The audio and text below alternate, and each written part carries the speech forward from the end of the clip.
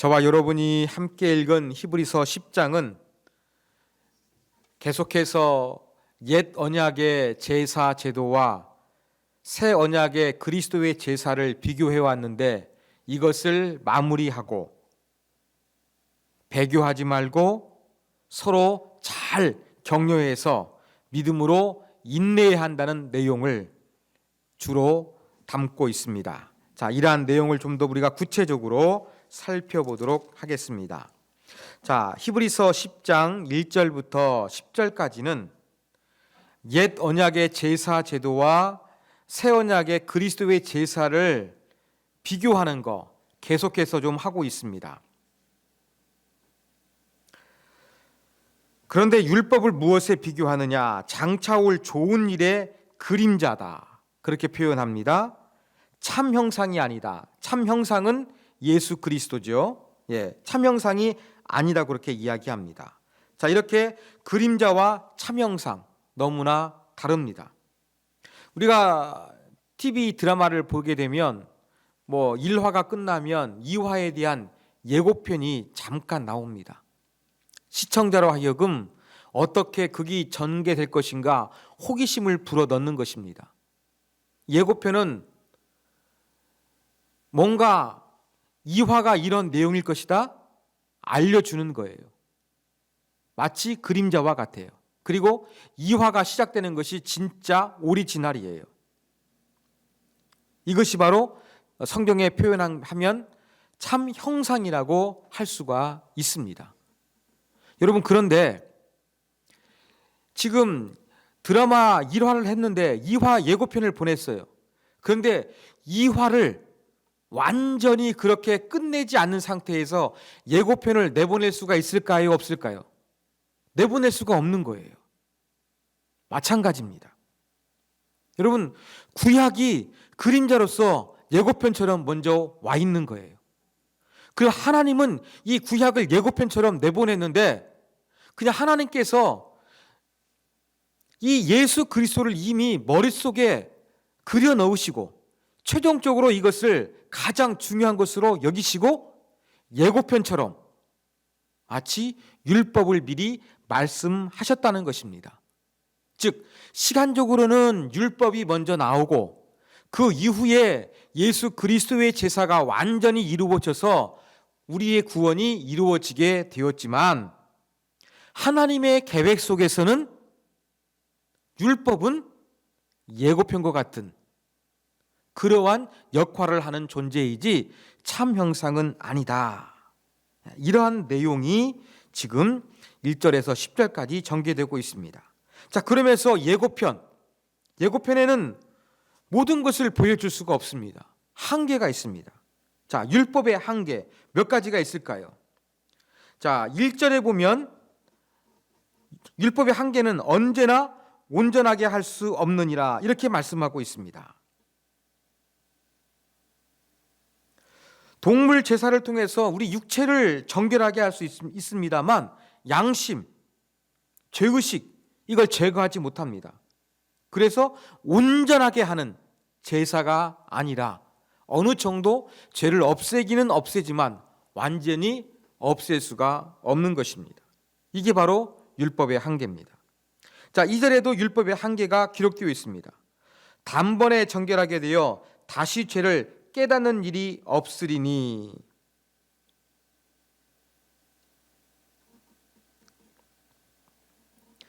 한 번에 정결하게 되는 것이 안 된다는 것입니다. 단번에 정결하게 돼서 죄를 깨닫는 일이 없다. 반복되는 것은 완전하지 못하다는 것을 이야기합니다. 그리고 죄를 깨닫는 것이 되지 못한다. 이렇게 말씀하고 있습니다. 그 다음 3절과 4절에서는 또 다른 이 율법의 한계가 무엇이냐면 죄를 기억하는 것이다. 그리고 죄를 없이 하지 못함이다. 이렇게 이야기를 하고 있습니다. 대속죄일에 대제사장이 이제 염소와 양의 피를 가지고서 지성소로 들어갑니다. 자, 이렇게 들어가는데 죄를 없애기 위해서 이 양과 염소의 피가 필요했어요. 그런데 이 죄를 없애기 위해서 양과 염소의 피를 필요로 했는데 역설적으로 생각하면 죄가 있다는 것을 알려주는 거예요. 그리고 이 황소와 염소의 피가 죄를 없애주지는 못하는 한계가 있다. 이러한 부분들을 이제 설명하고 있습니다. 그러면서 옛 언약의 제사 제도는 그림자예요. 목표 자체가 아니라 진정한 목표물을 향할 수 있도록 안내해주는 가이드 역할을 하는 것이다. 그렇게 우리가 생각을 하면 되겠습니다. 이렇게 1절에 4절 옛 언약에 한계가 있는 거예요. 그림자이기 때문에 한계가 있는 거예요. 그래서 5절 보니까 그러므로 이제 시편을 인용하면서 시편이 바로 이제 예수님을 그 예언하는 그러한 시로서 해석을 합니다. 하나님께서 원하시는 것은 제사와 예물이 아니다. 한 몸, 예수님의 몸, 우리의 구원자가 되실 예수님의 몸을 예비하셨다. 번제와 속죄 기뻐하지 않는다. 그러면서 예수님께서 두루마리책, 율법이죠. 하나님 말씀에 기록된 것처럼 하나님의 뜻을 지키기 위해서 예수님이 반드시 오셔야만 했다. 이것이 바로 성경에서 이미 예고한 내용이다. 이것을 언급합니다. 그리고 이 5절부터 7절까지는 시편의 성경을 인용했습니다만 8절과 9절은 바로 그 내용을 다시 한번 설명해 주고 있는 것입니다. 첫 번째가 그림자이기 때문에, 둘째 것 참 형상을 세우시기 위해서 예수님께서 오셨다.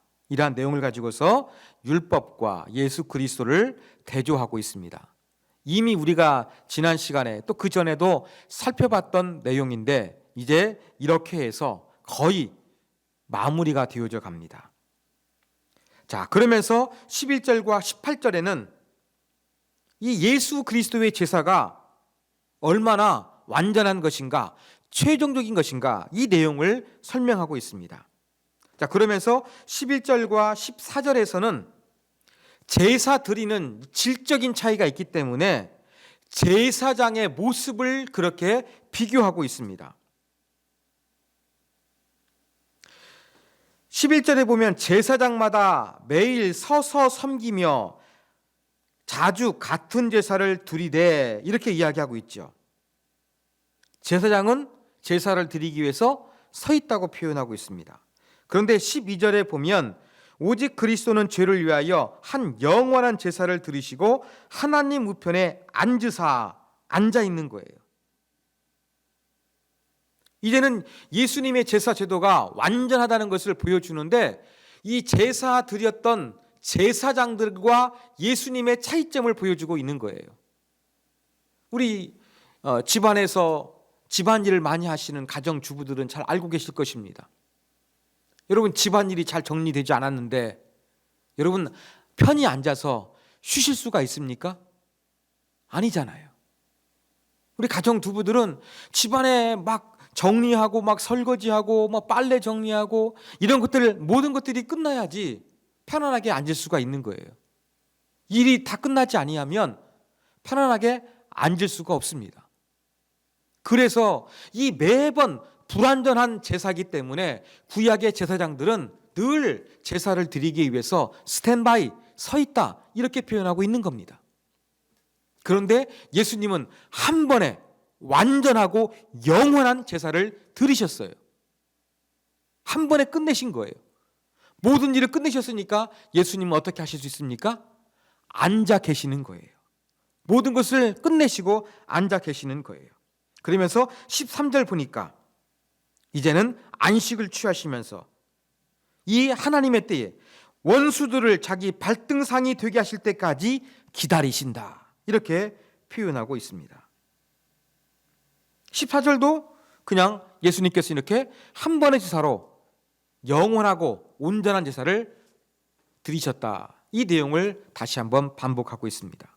자, 이렇게 해서 구약의 제사와 예수 그리스도의 제사를 통해서 얼마나 우월한지 반복되는 내용도 있습니다만 이제 모든 것들이 마무리가 되어져 갑니다. 자, 그러면서 15절과 18절에서는 예레미야 31장 31절을 인용합니다. 그러면서 예레미야를 인용하는데 또한 성령이 우리에게 증언하시되라고 하면서 이 예레미야의 인용의 말씀을 성령의 말씀으로 이야기하고 있습니다. 제가 히브리서의 성경과는 늘 현재라 그랬죠. 그러면서 이 예레미야, 아주 몇백 년 전에 예레미야의 예언을 인용하고 있는데 성령이 우리에게 증언하시되, 시제도 현재형으로 되어 있어요. 히브리서 기자의 성경과는 늘 기록된 하나님의 말씀, 우리 조상들에게 주신 하나님의 말씀이라고 할지라도 그것이 늘 우리에게 동일한 명령과 동일하게 순종을 요구하는 동일한 신앙의 잣대가 되는 것임을 그렇게 고백하고 있다는 것을 우리가 알 수가 있습니다. 그러면서 이제 새 언약은 어디에 기록하느냐? 파피루스, 또 두루마리이라는 것들이 아니라 마음에 기록하리라, 생각에 기록하리라. 그리고 완전하기 때문에 죄를 다시 기억하지 않을 것이다. 또 제사도 다시 한번 필요가 없을 것이다. 이러한 내용으로서 18절까지 이렇게 설명을 하고 있습니다. 예수님께서 최종적인 완전한 제사를 드리셨다. 그런데 이것은 예레미야서에 새 언약을 주실 것을 말씀하셨는데 이 새 언약은 우리의 생각과 마음에 주셔서 죄를 기억나지 않게 하고 다시 제사 드릴 필요가 없는 완전한 최종적인 제사를 예수님께서 드리시게 되었다. 이렇게 정리를 하는 것입니다. 자, 이제 진짜 비유가 끝났어요. 그러니까 19절 또 어떤 단어가 사용됩니까? 그러므로, 결론적으로 예수님께서 최종적이고 완전한 제사를 드리셨어요. 그러므로 형제들아. 히브리서 기자는 이렇게 그 형제들이라는 표현을 많이는 사용하지 않습니다. 중요한 이야기할 때 형제들아 이렇게 이야기합니다. 우리가 예수의 피를 힘입어 온전한 대제사장 되시는 예수님의 그 몸의 희생을 통하여 우리가 성소에 들어갈 담력을 얻었다. 그렇게 표현합니다. 담력은 원래 언행의 자유를 의미하는 단어예요. 근데 여기에서는 자격과 정권입니다. 자, 예수님의 완전한 최종적인 희생 제물을 드리심으로 말미암아 우리는 이제 지성소에 들어갈 수 있는 자격, 정권, 프리패스라고 할까요? 이것을 얻었다는 것입니다. 이러한 자격을 얻었으니까 어떻게 될 것이냐? 근데 이제 그 걸어가는 길, 그 길은 우리를 위하여 휘장 가운데로 열어놓으신 새로운 살 길이다. 이렇게 표현하고 있어요. 여러분, 구약의 대제사장은 대속죄일에 1년에 한 번 들어갔습니다. 늘 이 성소와 지성소를 구분하는 휘장은 가리워져 있었습니다. 근데 이제 그 지성소로 들어갈 수 있는 휘장 예수님께서 열어놓으셨다는 거예요. 새로운 길, 우리가 살 수 있는 길, 그걸 예수님께서 열어놓으셨다는 것입니다. 그런데 그 휘장은 뭐예요? 커튼이 아니라 이제는 예수님의 몸, 우리를 위해서 죽임당하신 예수님의 육체다. 이렇게 이야기를 하고 있습니다.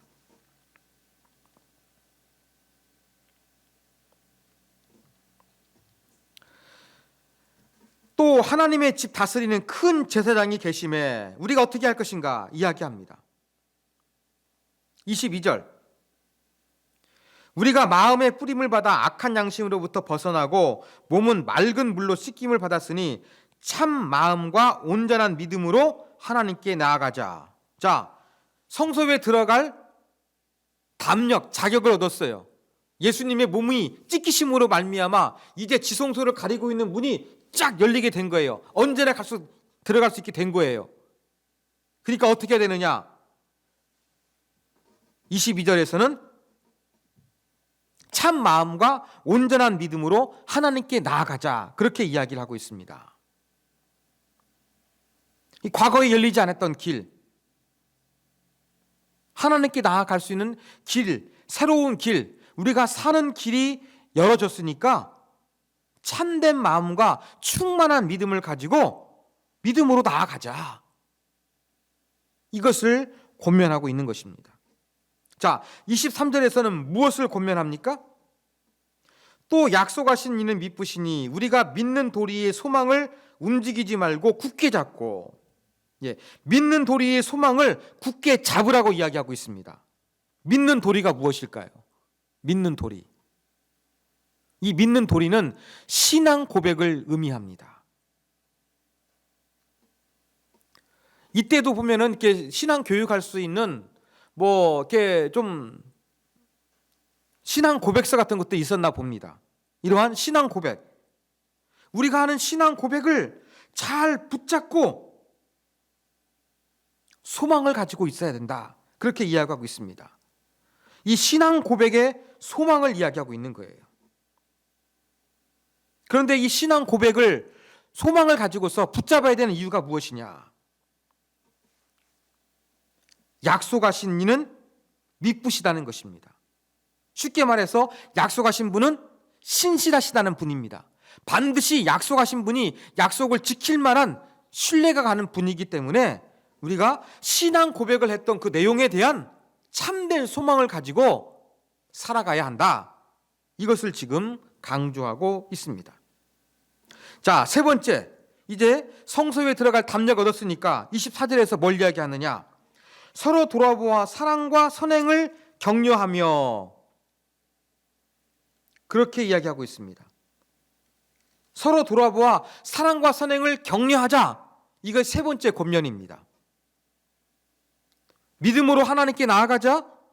신앙 고백의 소망을 가지고 흔들리지 말자. 서로 돌아보아 사랑과 선행을 격려하자. 이것이 바로 이제 그 지성소에 들어갈 자격을 얻은 우리들이 취해야 될 아름다운 영적인 자세다. 이것을 말씀하고 있습니다. 자, 그러면서 25절에 보면 모이기를 피하는 어떤 자들의 습관같이 하지 말고 라는 구절이 있습니다. 이 모이는 것은 어떤 모임이냐? 정규 예배를 의미할 가능성이 아주 높습니다. 근데 정규 예배에 어떤 사람들은 습관적으로 패하는 거 안 나온다는 얘기예요. 정규 예배에 습관적으로 안 나오는 사람들처럼 하지 말자는 겁니다. 자꾸 예배에 안 나와가지고 그냥 뺀질뺀질하는 그러한 사람들처럼 우리가 하지 말고 더욱더 권하자. 무엇을요? 정규 예배에 열심히 참여하고 사랑과 선행으로 격려하자. 이것을 말씀하고 있습니다. 왜 그래야 되느냐? 그날 예수 그리스도의 재림이 가까워지기 때문이다. 그렇게 말씀을 하고 있습니다. 자, 예수님께서 최종적이고 완전한 제사를 드리셨어요. 그래서 우리도 이제 지성소에 들어갈 수 있는 전적인 자격을 얻게 되었습니다. 그러면 믿음으로 나아가고 신앙 고백에 대한 소망을 붙잡고 사랑과 선행으로 공동체 사람들을 격려하는 모습으로 살아야 한다. 이것을 지금 히브리서 기자는 강조하고 있는 것입니다. 그런데 26절 가면 상당히 무서운 말씀이 이제 전개됩니다.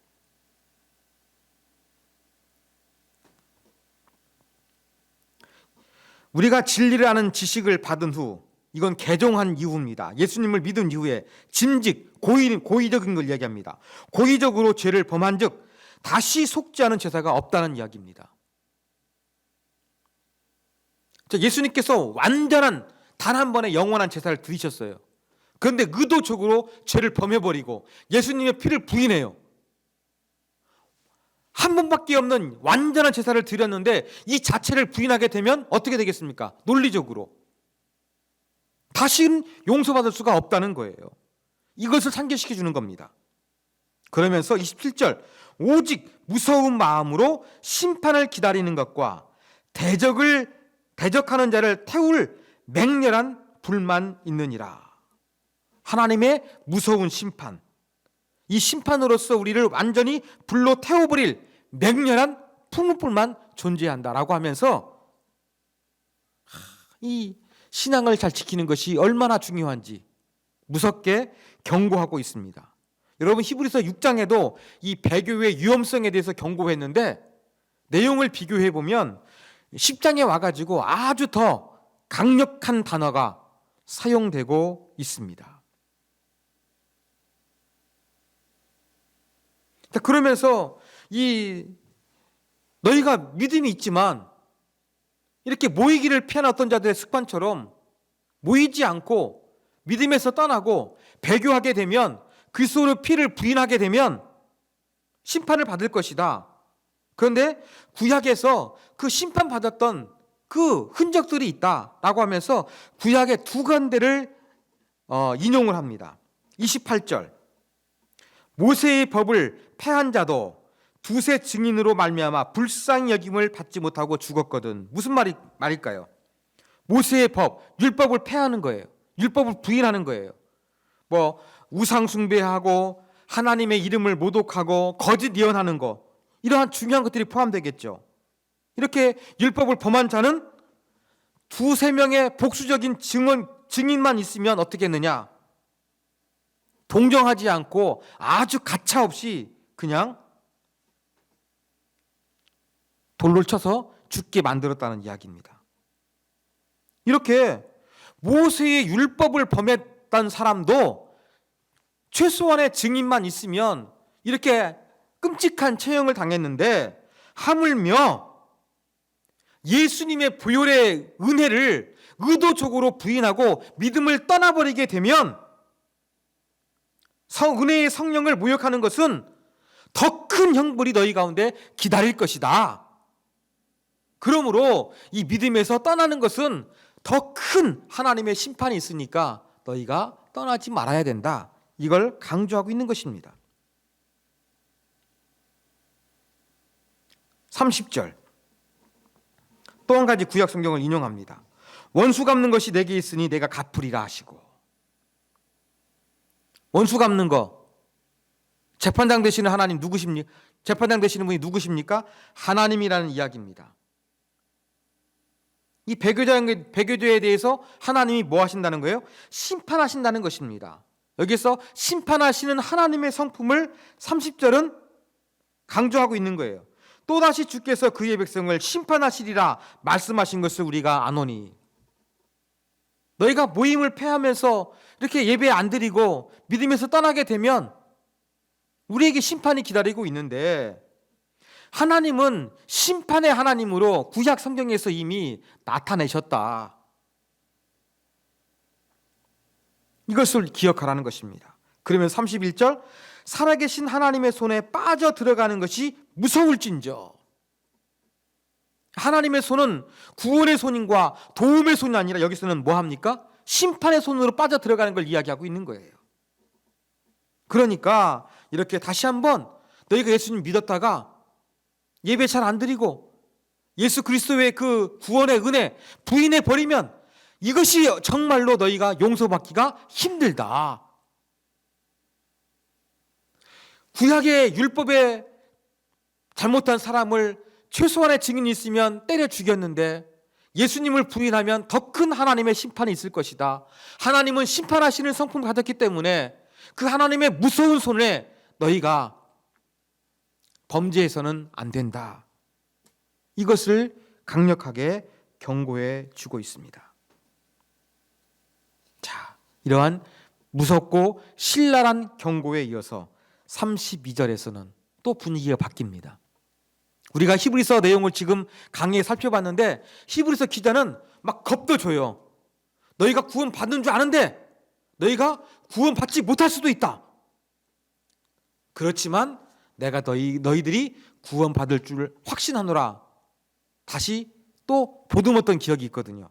여러분 10장에서도 같은 패턴이 반복되고 있어요.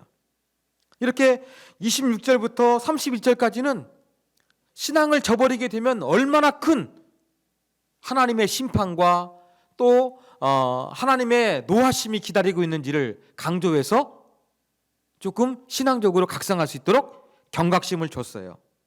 그런데 32절에 와가지고는 다시 어떻습니까? 경각심을 준 다음에 부드럽게 달래고 위로하고 격려하고 있습니다. 전날에, 이전이겠죠. 너희가 빛을 받은 후에, 이것도 예수 믿은 이후입니다. 빛을 받은 후에 고난의 큰 싸움을 견디어낸 것을 생각하라. 겁을 잔뜩 주놓고서 그래도 너희가 옛날에 예수 믿으면서 큰 고난이 왔지만 그것을 잘 이겨내는데 그거 다시 한번 떠올려서 생각해 봐라. 따뜻한 추억을 떠올려 보라고 그렇게 위로하고 있습니다.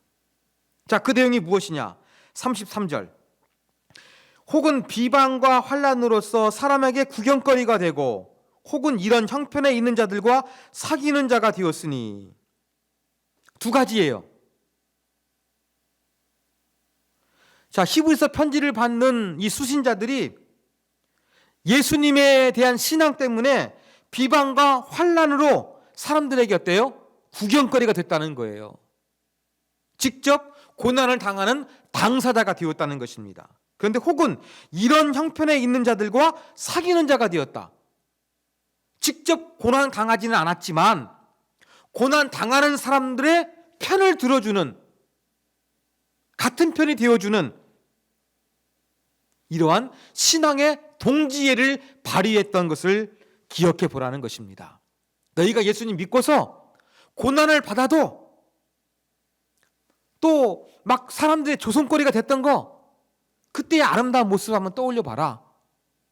직접적인 건 아니었지만 내 주변에 핍박받는 사람들 보면서 그들의 아픔을 같이 아파하고 그들의 진정한 위로자와 친구가 되어졌던 것, 이것을 한번 너희가 기억해 보라는 것입니다. 그런데 이렇게 고난 당하는 자의 친구가 된 모습 34절에 더욱더 자세하게 설명을 합니다. 너희가 갇힌 자를 동정하고, 갇힌 자는 것은 감옥에 간 사람입니다. 그러니까 아이고 저 사람 예수 믿다가 핍박을 받고 있네, 안 됐네, 가슴 아파, 이것으로 끝났던 것이 아니라는 거예요. 어떻게 했다고요? 여기서 동정했다는 것은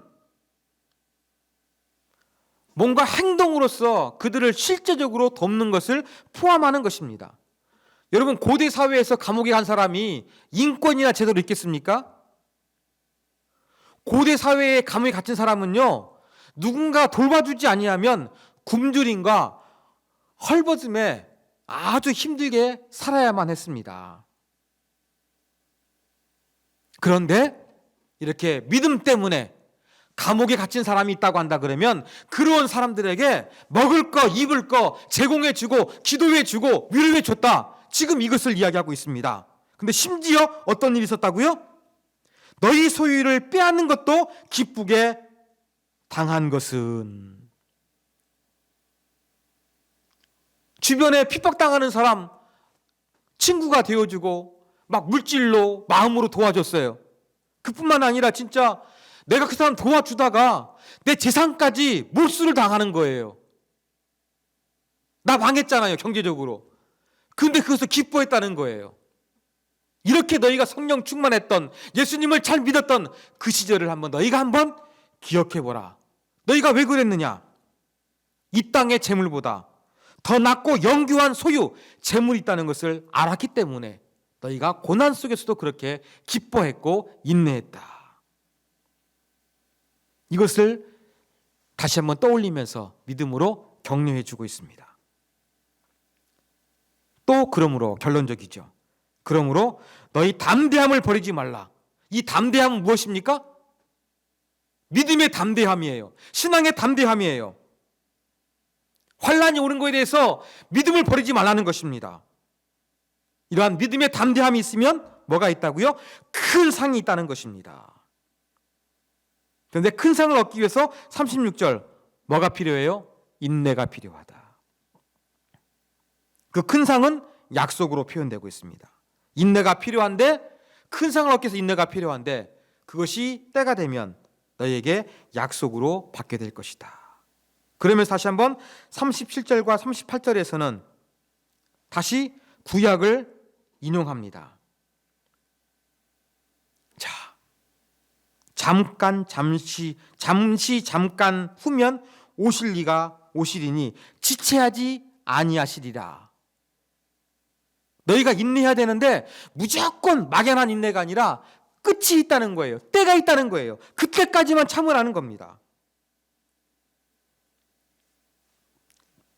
그리고 믿음으로 말미암아 살리라. 그 하나님의 계획하신 그 인내하는 그 때가 있기 때문에 그때까지 믿음으로 살라 이렇게 이야기합니다.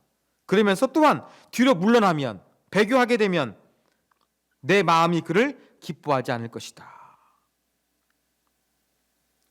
하나님이 기뻐하지 않고 아까 이야기한 대로 하나님의 맹렬한 심판을 받을 수 있는 위기에 처하게 되겠지요. 이것을 이야기합니다. 그러면서 39절에 결론적으로 우리는 같은 이 동질성을 강조합니다. 일체감을 강조하면서 뒤로 물러가 멸망당할 자가 아니요 오직 영혼을 구원함에 이르는 믿음을 가진 자니라. 너희 중에는 지금 이렇게 뭐 예배 모임에 빠져가지고 안 나온 사람도 있고 그런데 또 뭐 배교회 가능성도 있는 사람도 있긴 있는데 너희가 그래도 예수님 믿을 때 고난도 잘 참아냈고 고난 당하는 사람 잘 도와주었고 심지어 이 고난 당하고 고난 사람 당해 도와주다가 재산상에 손해까지 있음에도 불구하고 기쁨으로 잘 감당했는데 그 아름다운 너희의 믿음이 있으니까 그것을 다시 한번 기억해 보면서 내가 볼 때 너희들은 뒤로 물러갈 자, 배교할 자가 아니라 구원을 얻을 수 있는 믿음을 가진 자다. 나는 너희들이 그러한 사람이라고 확실히 믿는다라고 하면서 10장을 마무리하고 있습니다.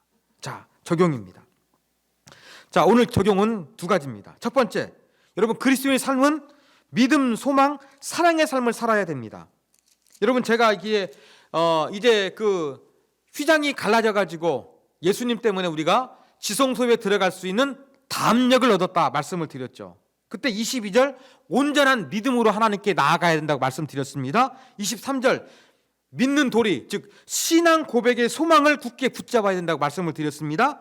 24절 서로 돌아보아 사랑과 선행을 격려해야 된다고 말씀을 드렸습니다.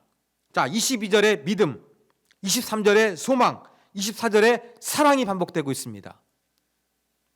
사랑장인 믿음, 소망, 사랑이 나오는 것처럼 믿음, 소망, 사랑이 나오고 있는데 초대 기독교회에서 이 그리스도인의 신앙의 덕목 중에서 믿음, 사랑, 소망이 정말로 중요했습니다. 사랑하는 여러분, 우리에게도 믿음, 소망, 사랑 이 아름다운 덕목이 균형을 잘 이루고 있는가 한번 생각해 보시기를 바랍니다. 첫 번째 교훈입니다. 뭔가 이 세 가지 덕목 중에서 믿음, 소망, 사랑 중에서 부족한 거나 빠진 것은 없는지 생각해 보면서 믿음도 충만하고 소망도 단단히 붙잡고 사랑으로 섬기는 아름다운 그리스도인의 모습을 우리가 가져야 한다는 것이 첫 번째 교훈입니다. 자, 두 번째 교훈입니다. 코로나 시대에 공동체성에 대해서 다시 한번 생각해 봐야 합니다. 자, 이 부분에 제가 오늘 초점을 맞추고 싶습니다. 그리고 지난 시간에도 잠깐 이 부분에 대해서 말씀을 드린 걸로 제가 기억을 합니다. 우리 권 목사님 설교하실 때 들으니까 코로나 시대에 신앙이 떨어졌다고 그렇게 설문조사에서 표현했던 사람이 30%라고 합니다. 저도 이렇게 다른 교회에 다녔던 사람들을 몇 사람 좀 이렇게 몇 그룹 만나봤습니다. 여러분 대부분 코로나 시대에 예배를 온라인으로 드리고 또 믿음으로 교제하지 못하다 보니까 제가 만났던 대부분의 사람들은 이구동성으로 온라인 예배는 한계가 있다. 함께 모여 예배하는 것이 얼마나 중요한지 알게 되었다. 그리고 다음 세대를 위한 신앙교육 제대로 이루어지지 않고 있다. 이러한 부분에 대해서 이야기하는 것을 제가 공통적으로 느꼈던 경험이 있습니다. 자, 코로나 시대 이 바이러스 전파와 감염 때문에 이것이 부담되어 가지고 마음껏 모이지 못하는 이 현실 속에서 믿음이 떨어졌고, 또 함께 하지 못하니까 이 정말 신앙의 많은 제약과 또 신앙의 태보함을 느끼게 되는구나, 이걸 느끼는 사람들이 많다는 이야기입니다. 확실히 현장 예배, 대면 예배가 필요하고 같은 공간에 모여 예배할 뿐만 아니라 함께 교제하는 것이 얼마나 중요한지 코로나 시국에서 사람들이 깨닫고 있습니다. 자, 이때 우리는 무엇이 필요하겠습니까? 이렇게 믿음이 약해진 사람들이 있으니까, 믿음의 외로움을 느끼는 사람들, 마음껏 교제하지 못하는 사랑에 굶주린 사람이 있으니까 우리가 뭘 해야 되겠습니까? 히브리서 기자가 말씀하고 있는 것처럼 공동체성을 우리가 회복해야 되겠습니다. 사랑과 선행으로 격려하는 것이 필요합니다. 모이기를 피하는 어떤 자들의 습관처럼 자꾸 코로나 핑계대면서 교회에 안 나가는 것을 정당화하는 사람들에게 자꾸 하나님께 나아가 예배해야 된다고, 기도해야 된다고 권면할 수 있는 따뜻한 사랑의 마음이 필요합니다. 나는 예수 잘 믿어 하면서 교만한 마음으로 정죄하는 것이 아니라 그들의 신앙이 잘 될 수 있도록 따뜻한 마음으로, 사랑의 마음으로서 그들을 잘 무엇입니까? 설득하고 하나님의 사랑으로 감동 감화될 수 있도록 도와주는 이 공동체성이 우리에게 절실히 요청되고 있는 시대를 우리가 살고 있다는 것입니다. 그리고 오늘 말씀 속에서 물론 일시적입니다만 히브리서 편지를 받는 사람들은 고난받는 거, 자신이 고난받는 거 능히 감당했고, 또 심지어 고난 당하는 사람들 보면서 동정했다고 그랬어요. 감정적인 동정이 아니라 뭐예요? 감옥에 갇힌 사람들 먹을 거 넣어주고 옷 제공해 줬다고 말씀드렸습니다. 중보기도 했다고 말씀을 드렸습니다. 이렇게 믿음 때문에 재산까지 몰수당하는 알거지가 되는 상황도 있었는데, 이 땅의 재물보다 하나님 나라에 큰 상급이 있기 때문에 그걸 바라보면서 내 재산이 없는 거 기뻐했다고 그랬어요. 우리가 회복해야 될 진정한 공동체성의 모습 아니겠습니까? 사랑의 모습 아니겠습니까? 제가 만났던 어떤 집사님이 사업을 했는데 작년 12월 31일부로 사업을 폐업을 했습니다. 이분이 사업상 거래처가 있는데 오다를 주지 않겠습니까? 자기가 10년 넘게 하면서 아무리 최소한 잡아도 그 업체한테 자기가 5억 이상은 이득을 남겨줬대요. 자기도 바꾸고 싶었지만 그래도 사람을 믿고 싶고 잘하고 싶었대요. 안 바꿨대요. 그래서 경쟁도 안 시켰고요.